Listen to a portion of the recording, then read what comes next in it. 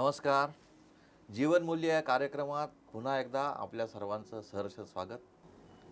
Doctor Sachin Parab आणि आपण सर्वजण मनाच्या श्लोकावर, मनावर चर्चा करतोय. हीच चर्चा आपण पुढे नेण्यासाठी आपल्या सर्वांतर्फे मी डॉक्टर सचिन परब यांचं पुन्हा एकदा स्वागत करतो. नमस्कार डॉक्टर सचिन. ओम शांती. तर डॉक्टर, मागच्या एपिसोडमध्ये आपण खूप सुंदर मेडिटेशनबद्दल एक जनरल लोकांच्या मनात उत्सुकता असते, कारण आपण म्हणतो निगेटिव्ह टू पॉझिटिव्ह करा, मनात असे संकल्प ठेवू नका. वेगवेगळे लोक आहेत, काही म्हणतात काही आणूच नका, काही म्हणतात आणा. आणि त्याच्या ह्याच्यात जो पॉझिटिव्ह संकल्प हा जो कन्सेप्ट आहे, तो जेव्हा तुम्ही डेमॉन्स्ट्रेशन केलं आणि मला प्रतिक्रिया पण लोकांच्या खूप चांगल्या आल्या की त्यांना त्या डेमॉन्स्ट्रेशनमुळे, कारण जसं जसं तुम्ही कमांड देत होता तसं बरेच लोक जे आहेत, जे आपले प्रेक्षक आहेत, त्याचा अनुभव घेत होते. आणि तो जेव्हा अनुभव घेतला तेव्हा मला ज्ञानेश्वर महाराजांचा जो 4 ओळी आहेत, इवलेसे रोप लावियेले द्वारी तयाची या वेलू गेला गगनावरी मोगरा फुलला, तो आठवला की एवढंसं रोप आहे, पॉझिटिव्ह संकल्पाचं एवढंसं रोप आहे, त्याला जर का पाणी व्यवस्थित घातलं तर त्याचा फुलेल आणि गगनापर्यंत वेल जाईल. पण नुसतीच माती तयार केली आणि त्याच्यात काहीच बीज टाकलं नाही तर गवत उगवायला वेळ लागणार नाही. याच्याबद्दल तुमचे विचार काय आहेत? खूप चांगले विचार सांगितलेत तुम्ही, प्रॅक्टिकल केलं. याच्याबद्दल पुन्हा पाडाव थोडासा पुढे नेला तर आनंद वाटेल. पुन्हा एकदा आपण जर तुम्ही जे म्हणालात आता त्याच्याकडे लक्ष दिलं तर ज्ञानेश्वर महाराजांनी पण द्वार म्हटलेलं आहे. इवलेसे रोपटे लावी येले द्वारी. करेक्ट. तर आपण मागच्या 2-3 अध्यायामध्ये पाहतो आहेत, एपिसोडमध्ये पाहतोय की दरवाजा, ते दरवाजा परत आलेला आहे आपल्या. ठीक आहे ना. एंट्री ही एक्झिट दरवाजामधून होते. दरवाजामध्ये त्यांनी ते एंट्री केलेली आहे. पण कशाने एंट्री केली? शुभ संकल्पाने एंट्री केली. आणि तयाचा वेलू गगनावरी गेला. निवृत्ती महाराजांनी ज्ञानेश्वरांचं रोपटं लावलं आणि ते वाढता वाढता एवढं वाढलं की फक्त महाराष्ट्रालाच नाही, फक्त भारतालाच नाही, तर संपूर्ण विश्वामध्ये त्याचा सुगंध पसरलेला आहे आणि सगळ्यांची ते छत्रछाया बनलेलं आहे. तर काय आहे याच्यामध्ये? ॲज अ डॉक्टर माझ्याकडे जेव्हा पेशंट येतात तर त्यांना जेव्हा त्रास होतो तर आम्ही 2-3 प्रकारे अप्रोच करतो आणि प्रत्येक पॅथीचं आपलं विशेष महत्त्व आहे. ॲलोपॅथीमध्ये आम्ही काय करतो की जर समजा तुम्हाला पित्त वाढलं असेल, ॲसिडिटी वाढली असेल, तर आमच्याकडे अशी औषधं आहेत ज्याला आम्ही प्रोटॉन पंप इनिबिटर म्हणतो. त्याच्यामध्ये ओमिप्रेझॉल, रॅबिप्रेझॉल, पेंटाप्रेझॉल अशा गोळी असतात ॲसिडिटी कमी करणाऱ्या. आजकाल डायरेक्ट लोक मेडिकल स्टोअरवर जातात आणि स्वतःहून घेतात, त्यांना नावं पण माहिती, प्रिस्क्रिप्शन पण बघत गरज नाही, असं त्यांना वाटतं आणि त्या गोळ्या घेतात आणि ते ॲसिडला दाबतात. ठीक आहे. काही वेळेला आम्ही बघतो की ॲसिडिटी भरपूर वाढलेली असते, तर आम्ही मग बघतो की हा दाबला जात नाही आहे, मग त्याला आम्ही विरेचन देतो, लॅक्सेटिव्ह, पोट साफ करण्याचं औषध देतो. कारण ॲसिडिटी एक बॅकफ्लो असतो. जर तुमच्या आतड्यांना सूज असेल, तिथे इन्फेक्शन असेल ज्याला आम्ही कोलायटिस म्हणतो, तर ते जोपर्यंत जात नाही तोपर्यंत तुमची ॲसिडिटी ठीक होत नाही. तर आम्ही विरेचन देतो, पोट साफ करण्याचं औषध. तर हा ॲलोपॅथीचा अप्रोच झाला. आयुर्वेदामध्ये पंचकर्म सांगितलेलं आहे. त्याच्यामध्ये जी 5 कर्म आहेत, तर त्याच्यामध्ये आम्ही पाहिलं की आता काही दिवसापूर्वीच मी एका पंचकर्म स्पेशालिस्टशी बोलत होतो. तर तो म्हणाला की आम्ही तुम्हाला ग्रेडेड तूप देतो खायला, थोडं थोडं तूप वाढवत जातो आणि मग काही दिवसानंतर तुम्हाला बोलवतो आम्ही आणि मग तुमचं जे पात्र आहे शरीरातलं, जे पित्ताने भरलेलं आहे, ते सगळं साफ करतो आम्ही तुपानी वरून. हां. आणि ते पित्त संपूर्ण शरीराच्या बाहेर काढतो. काही वर्स्ट केसेसमध्ये असे काही आजार आहेत ज्याला आम्ही ZE सिंड्रोम म्हणतो, ज्याच्यामध्ये काहीच होत नाही, ॲसिडिटी एवढी वाढलेली असते, शेवटी आम्हाला ती जी नस असते तीच कापावी लागते, औषधाने ठीक होत नाही. ते अगोदर हे करायचे, आता ह्याचं प्रमाण फार कमी झालं आहे, पण हा एक चिकित्सा पद्धती होता. आता ह्याचं उदाहरण मी का देतोय? Let's come to the mind, मनावर येऊया. काही जण म्हणतात की तुम्ही मनाला जर शांत करायचं असेल तर मन कशानेही शांत होत नाही. तुम्ही जेवढे त्याचे चोचले पुरवणार तेवढं त्याचा डिमांड वाढत जातो.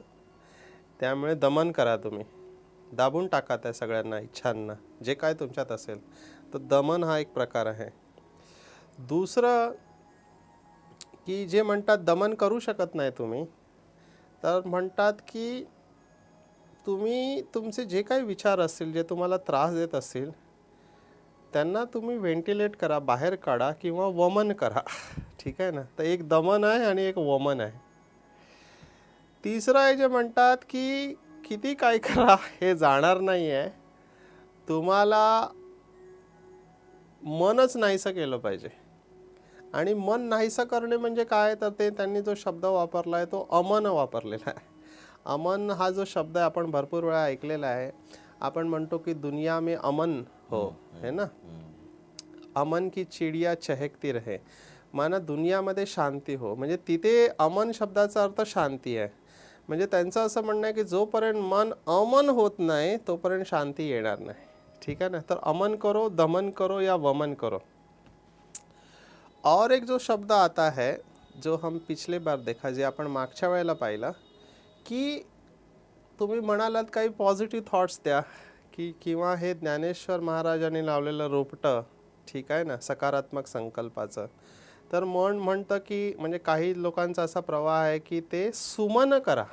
सु म्हणजे चांगले, तर चांगले विचार त्याला द्या. आणखीन एक याच्यामध्ये विचार आहे की काही जण म्हणतात ना दमन करो ना अमन करो.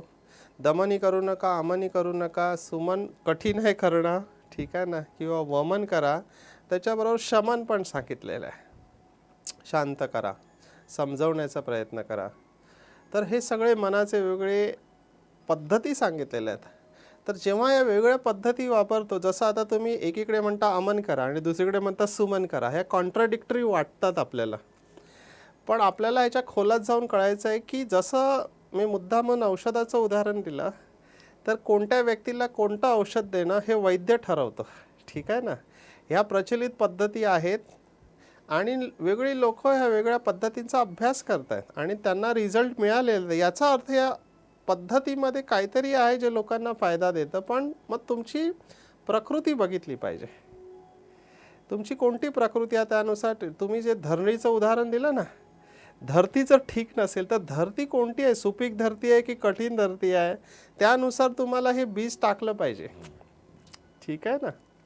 तर या सगळ्या पद्धती काम करतात. फक्त याच्या डेप्थमध्ये, खोलामध्ये आपल्याला जायला पाहिजे. फॉर एक्झाम्पल आता जर आपण म्हणालो की मन अमन करा. अमन म्हणजे मन राहिलंच नाही पाहिजे किंवा माझ्या मनात एकही विचार येता कामा नये.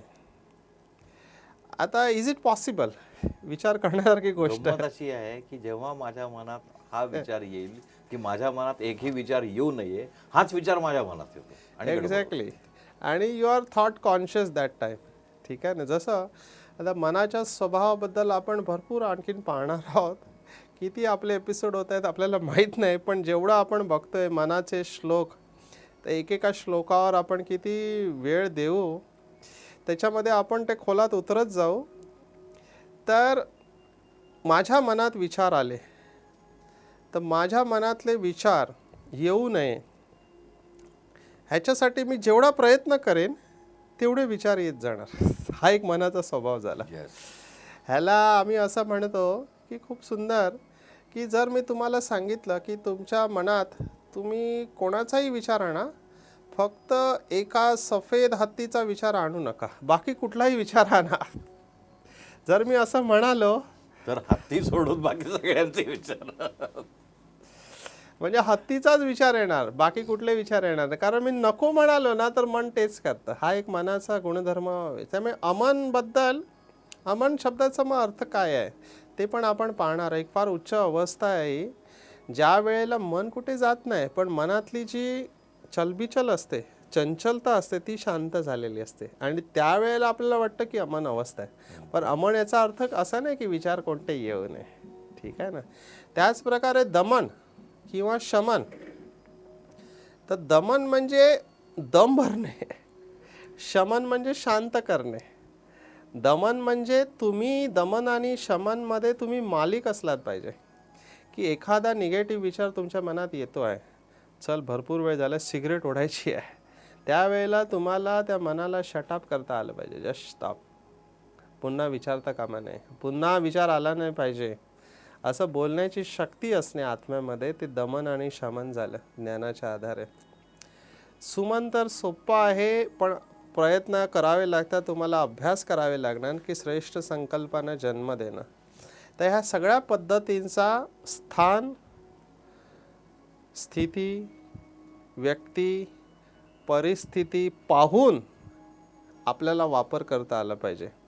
आणि हेच आपल्याला मनाच्या श्लोकामधून शिकायचं आहे की कशा प्रकारे ह्या अमन, दमन, सुमन, वमन या पद्धती आपण मन शांत आणि शक्तिशाली करण्यासाठी वापरू शकतो. व्यक्ती तितक्या प्रकृती, जेवढ्या प्रकृती तेवढ्या ट्रीटमेंट्स. येस. मग ते शमन असून दे, दमन असून दे, सुमन असून दे. आणि मालिक पंची स्मृती तुम्ही आता जे सांगितलं त्याच्यात मला असं वाटलं की जेव्हा मी आत्मा म्हणा किंवा मी मनाचा मालक जेव्हा आहे तेव्हा माझं मन सुखात असतं, आणि मी जेव्हा दास होतो तेव्हा ते उदास होतं. मनात जेव्हा दास्यत्वाची कल्पना येते तेव्हा ते मन माझं उदास होतं, कारण ते कोणाचं तरी दास झालेलं असतं. तर हे जे उदासी जी आहे, प्रॉब्लेम कुठे आहे की मालिक होऊन दे, वमन होऊन दे, शमन होऊन दे, कोणाला काही जास्त चिंता नाही आहे. प्रॉब्लेम कुठे असतो की जेव्हा माझं मन उदास होतं तेव्हा ते नॉर्मलला कसं राहणार, कारण उदासी ही पहिली स्टेज आहे, आणि उदासीवरनं पुढे पुढे पुढे पुढे जातो फ्रस्ट्रेशन, डिप्रेशन या स्टेजपर्यंत जाऊ शकतो. आणि काहीही नाही, सहज बसल्या बसल्या जसं म्हणताना काय मान लचकली, का लचकली, काही नाही हो, सहज अशी इकडं तिकडं करत होते, मान रचक. तसं कधी कधी सहज रमता रमता, सहज विचार करता करता बरेच लोक असे आहेत की त्यांना फ्रस्ट्रेशन येतं, उदासी येते. तर त्या याच्यावर आपण आता हे चाललोच आहे, एपिसोड घेतोच आहे, तर त्या याच्यावर पण तुम्ही काहीतरी त्याच्यावर टच करू शकाल. आध्यात्मिकमध्ये सहज काहीच होत नाही. तुम्ही जे म्हणाल ना, बसल्या बसल्या सहज आले विचार निराशेचे, सहज नाही. पहिलं तुम्ही कर्म केलेलं आहे, ठीक आहे ना. कबीरने खूप छान सांगितलं आहे की आप बबुल के बीज बोओगे, आम कहाँ से आएगा. मनाच्या श्लोकांमध्ये पण सांगितलेलं आहे की तुम्ही अगोदर जे कर्म केलेलं आहे ते तुमच्या मनामध्ये संकल्प रूपाने येत आहे, ठीक आहे ना. बसल्या बसल्या तुम्ही म्हणता ना तेव्हा हे सहज येणं ज्याला म्हणतात ना, उगाच येत नाही. बीज टाकलेलं आहे, फळं येत आहेत. आजकाल SMS आणि फेसबुकवर खूप छान छान शब्द येतात. तर मला एक असाच विचार आलेला कि जब सब कुछ अच्छा हो रहा है तो समझने का कि आपने अच्छे कर्म किए हैं पहले, और जब अच्छा हो नहीं रहा है तब समझने का कि अच्छा कर्म करने का टाइम आ गया है. Very very. तर जेव्हा असे विचार येत आहेत माझ्या मनामध्ये, बसल्या बसल्या येत आहेत, जसं तुम्ही म्हणालात, काही नसताना निराशेचे विचार येत आहेत, याचा अर्थ चांगले कर्म करण्याची वेळ आलेली आहे. हा जो पॉझिटिव्ह संकल्प. येस, हा पॉझिटिव्ह संकल्प आहे. आणि मला घाबरता कामा नये, कारण मनाचे श्लोक आपल्याला म्हणतात की सदा सर्वदा देव सन्निध्य आहे, ठीक आहे ना. कृपाळूपणे अल्पधारिष्ठ आहे, तो आहे जवळ. आणि त्यांनी आम्हाला शाश्वतता विश्वास दिला आहे की तू माझ्या स्मृतीमध्ये राहा. अहम त्वाम सर्व पापेभ्याम, आहे ना, सर्व धर्माण्य परित्यज मामेकम शरणम व्रज. हा जो 18व्या अध्यायातला श्लोक आहे की मी तुम्हाला सर्व पापातून मुक्त करू शकतो, ठीक आहे ना. मला तू संपूर्णपणे शरण आहे, अनकंडिशनल सरेंडर. तेव्हा आपण हे सगळ्या अवस्थेतून बाहेर येऊ शकतो. आय नो तुम्ही जे म्हणालात ना, उदास अवस्था, आणि खरंच हा चिंतेचा विषय आहे. मी ह्या विषयांवर जेव्हा बोलतो की सध्या जे 20 आजार आहेत भारतामधले, टॉप 20 किलर्स ज्याने सगळ्यात जास्त लोक मरतात, त्याच्यामध्ये मनाचे आजार आहेत, त्याच्यामध्ये हा डिप्रेशन आजार आणि वाढत चाललेला आहे, डिप्रेशन आणि आत्महत्या. तर हे उदास आजार एवढे येतात की मनाला घेरून टाकतात. या उदास शब्दामध्येच याचं सोल्युशन आहे. भरपूर वेळेला लोक उदासीन हा जो शब्द वापरतात ना, हा निगेटिव्ह शब्द म्हणून वापरतात, पण उदासीन हा एकदम पॉझिटिव्ह शब्द आहे. भरपूर लोकांना माहीत नाही. जेव्हा काही वेळेला आम्हाला पण महावाक्यामध्ये परमात्मा म्हणतो संन्यासी आणि उदासी हे दोन्ही पॉझिटिव्ह शब्द आहेत. उदासीनमध्ये 2 शब्द आहे. उद म्हणजे वरती, आसीन म्हणजे स्थित. जो वरच्या श्रेष्ठ स्थितीमध्ये स्थित आहे तोच उदासीन आहे. तर जेव्हा पण तुम्हाला असं उदास वाटत असेल तेव्हा तुम्ही श्रेष्ठ स्थितीमध्ये स्थित राहा. वरच्या श्रेष्ठ संकल्पामध्ये स्थित राहा तर उदासी तुमची निघून जाईल. ठीक आहे ना. तर उदासपासून तुम्हाला मुक्त व्हायचं असेल तर उदासीन अवस्थेमध्ये जा. वरच्या उदवाहक आपण म्हणतो ना, लिफ्टला म्हणतात उदवाहक. उद म्हणजे वर घेऊन जाणारं. तर उदासीन म्हणजे जो वर म्हणजे कुठे? परमात्म्याबरोबर जो स्थित आहे, ज्याला आपण उपासना किंवा उपवास म्हणतो. उप म्हणजे जवळवास करणं. जेव्हा आपण निरंतर उपवासामध्ये असतो, शारीरिक उपवास नाही, हा मनाचा उपवास झाला. ठीक आहे ना. तर जेव्हा मनाने आपण परमात्म्याजवळ असतो, ज्याला भगवद्गीतेचा 9व्या अध्यायामध्ये 34वा श्लोक किंवा 18व्या अध्यायामध्ये पण तो श्लोक आलेला आहे की मन मना भव, मन मना भव मध्याजी भव, मदभक्तो मध्याजीमा नमस्कारो, असा जो श्लोक आहे तर त्याच्यामध्ये पण काय सांगितलं की मन मेरे में लगाव. हे अर्जुन तुम मन मेरे में लगाव. जेव्हा हे मन आपलं परमात्म्यामध्ये स्थित होतं तेव्हा ही उदासी पळून जाते. आणि हा आमचा अनुभव आहे, भरपूर हजारो लोकांचा अनुभव आहे जे राजयोगाचा अभ्यास करतात. कारण मी एक डॉक्टर आहे, माझ्याकडे अशा भरपूर केसेस येतात. म्हणजे आजकाल तर असा सहज वापरलं काय नाही काय नाही डिप्रेशनमध्ये आहे. म्हणजे डिप्रेशन म्हणजे काय असं सहज बोलतात लोक. मूड ऑफ झाला आहे. विद्यार्थ्यांना जेव्हा मी विचारतो का नाही मूड नाही आहे, अभ्यास करायचा मूड जातो कुठे तुमचा, वेगळा विषय आहे. बरोबर. पण आमचा असा अनुभव आहे की जेव्हा हे लोक राजयोग ध्यानाचा अभ्यास करतात ब्रह्माकुमारी आश्रमामध्ये आणि जेव्हा त्यांचं मन परमात्म्यामध्ये स्थित होतं, मन मनाभव होतं, तेव्हा मध्याजी भाव ही अवस्था येते. आणि त्याच्यामध्ये अशी शक्ती येते की आपली उदासी अशी निघून जाते की जसं एखाद्या अंधाऱ्या रूममध्ये लाईट नसेल आणि तुम्ही बटन लावल्याबरोबर प्रकाश येतो, तसं मन तिथे वरती सॉकेटमध्ये टाकल्याबरोबर लाईट येते आणि तुमची उदासी ही निघून जाते. उदास विचार आहे. मला उदास म्हटल्यावर आता तुम्ही जे सांगत होता त्याच्यावर मला तुकाराम महाराजांचं हे आठवलं की जोडून या धन उत्तम व्यवहारे उदास विचारे वेच करी. म्हणजे उदास हे डिटॅचमेंटसाठी पण आपण वापरू शकतो. आणि हा मेसेज आपल्याला मनाच्या श्लोकाने फार सुंदर दिलेला आहे. आपण पाहणार आहोत 4 एपिसोडपासून आपण मनाबद्दल बघतोय. मनाचे श्लोक जेव्हा आपण सुरुवात करू ना तेव्हा हे एक एक शब्द तुम्हाला सर्व त्या अवस्थेमध्ये घेऊन जातात. म्हणजे तुमची बुद्धीची ती एकाग्रता असेल ना तर एका ठिकाणी श्री समर्थ रामदास म्हणतात की मना तुझला प्रार्थना एक आहे, रघुराज थक्कित होऊन ही पाहे. मना काय अवस्था असेल. मना जेव्हा हे मनाचे श्लोक मी वाचतो म्हणजे मी जस्ट कल्पना करू शकतो की श्री समर्थ रामदासांची काय अवस्था असली पाहिजे योगाची. रघुराज थक्कित होऊन पाहे. आणि तेव्हा मला कळलं की जसं एखादा व्यक्तीचं जेव्हा परमात्म्यावर प्रेम असतं आणि तो परमात्म्याला बघत राहतो, तो बघतच राहतो. म्हणजे ज्याला आम्ही म्हणतो की लॉस्ट, येस, तुम्ही हरवलेला आहात प्रेमामध्ये आणि तिथे आपलं मन अमन होतं. ठीक आहे ना. जो अमन शब्द आपण वापरला, रघुराज थक्कित होऊन पाय. आणि मला माझ्या मित्राचं आठवतं आहे कारण तो कवी, संवेदनशील मनाचा व्यक्ती. जेव्हा शिवबाबांचं अवतरण होतं आणि परमात्मा तो साक्षात समोर अवतरित झालेला आहे आणि ह्याला कविता सुचते आहे. तर ही अवस्था आहे आणि ही ज्यांनी अनुभव केली त्यांनी केली. मला ही शब्दात वर्णन करता येत नाही, ती शब्दात वर्णन कवीनी केलेली आहे. तर जेव्हा मनाच्या श्लोकमध्ये श्री समर्थ रामदास म्हणतात की रघुराज थक्कित होऊन पाये, मला तो थक्कित शब्द एवढा शब्दामध्ये असा जो जर्क आहे हा आणि ती थक्कित म्हणजे परमेश्वर असा देहभान सुटून जो परमेश्वर जो बघतो. आणि त्याच्या ह्याच्यात मला रामदास स्वामींचं खूपच सुंदर त्यांचं जे सांगितलेलं आहे प्रत्येक श्लोकात. एका श्लोकात त्यांनी सांगितलं अव्यभिचारी भक्ती. फक्त परमेश्वराला, एक परमेश्वर जर का तुम्ही धरलात, कुठल्याही स्वरूपात धरला तर त्या स्वरूपात आठवा. आणि त्या ह्याच्यात मला रामदास स्वामींचा श्लोक आठवतो, अभंग आठवतो. पंढरपूरला गेले, पांडुरंगाचं दर्शन घेतलं, रामाचे भक्त आणि त्यांनी अभंग केला, इथे का रे उभा श्रीरामा, मनमोहन मेघश्यामा, काय केली सीतामाई, येथे राई रखुमाई. सीतामाई कुठे गेली पांडुरंगा. क्या बात आहे. आणि तुझं जे धनुष्य होतं तुझ्या हातातलं, त्याच्याऐवजी कटेवर हात ठेवून उभं आहे, काय झालं. म्हणजे ही जी अव्यभिचारी भक्ती आहे किंवा जी डेडिकेशन आहे, दॅट इज रिअली वंडरफुल. आणि हे सगळं जे आहे त्या ह्याच्यात आपण खूपच इंटरेस्टिंग आहे. आपण आता 1-2 एपिसोडमध्ये प्रत्यक्ष जेव्हा श्लोक वाचायला लागू, प्रत्यक्ष श्लोकावर चर्चा करायला लागू, तेव्हा त्याचा अजून आपल्याला आनंद मिळेल.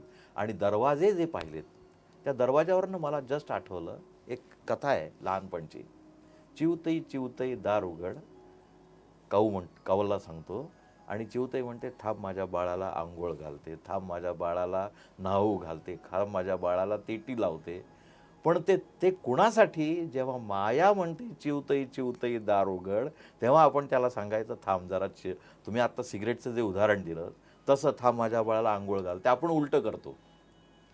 परमेश्वर जेव्हा सांगतो चिवतई चिवतई दार उघड, तेव्हा थांब माझ्या बाळाला करतो. आणि माया नुसतं टकटक केली की पळत येऊन दार उघडतो आणि गडबड तिथे होते. एक्झॅक्टली हेच आपण आता शिकणार आहोत पूर्ण मनाच्या श्लोकामध्ये, की केव्हा दरवाजा उघडायचा व्हायचा, केव्हा दरवाजा बंद करायचा, हा पुरुषार्थ Very आहे. good, आणि मनाचा श्लोक आपल्याला पुरुषार्थ देतो. खूपच सुंदर. हे दरवाजे जे आहेत, खिडक्या झाल्या, दरवाजे झाले, आणि या दरवाज्यावर खूपच सुंदर आपण सांगितलं.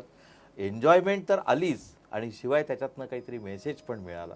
कारण हे सगळे मेसेज आहेत, हे सगळे आपल्या जीवनात इन्कल्केट करायचे, प्रॅक्टिकल स्वरूपात लिहायचे.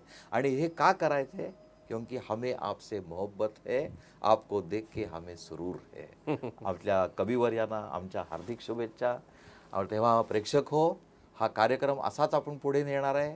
आमची वेबसाईट तर तुम्ही बघताच, प्रश्नोत्तरं करत राहतात. तर पुन्हा भेटूया पुढील भागात. तोपर्यंत नमस्कार.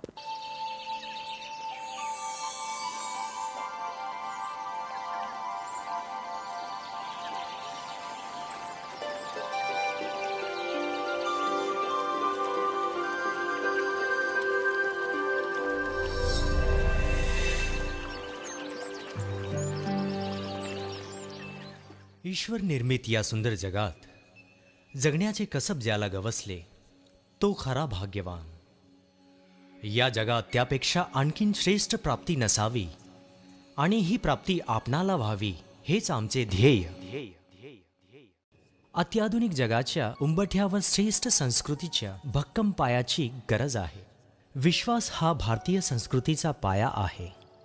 चमत्कार, मंत्रतंत्र अशा मोजमापात ईश्वराला ना तोलता त्याची खरी ओळख असणे आवश्यक आहे. जगण्याची कला म्हणजे काय, स्वतःची खरी ओळख काय, हे जाणून घेण्यासाठी संपर्क करा आमच्या स्थानीय ब्रह्माकुमारी विद्यालयाशी, किंवा संपर्क करा या नंबरवर 9422859497.